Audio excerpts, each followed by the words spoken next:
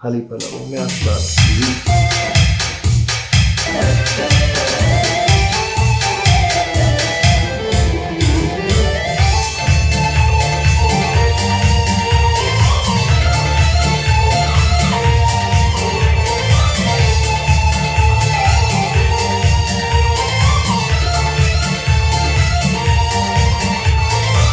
Yaz faslı gül gördüm, ona adı sıyğı. Yaş kalbıma baki, uydu bir duygu.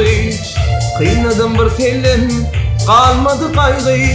Aklım hayran kalır, görküme yad gül. Ziyadayken ol, özgü güllerden. Şeyli hemmedi, güler yüzlerden.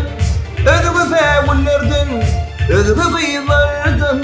Reyhan gördüm senin, görküme yad gül.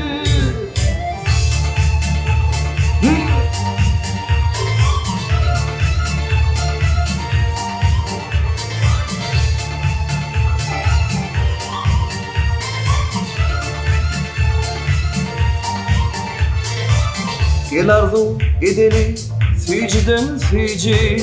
Dar ettile beni ol sevgin gıcı.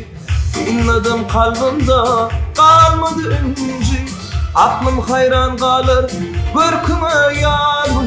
Ziyadayken ol özgü güllerden. Şeyli hemmedi güler yüzlerden. Özgü bewullerden, özgü kıyılardan. Reyhan gördüm senin görküme yad gül. Ziyadayken ol özgü güllerden. Şeyli hemmedi güler yüzlerden. Özgü bewullerden, özgü kıyılardan. Reyhan gördüm senin görküme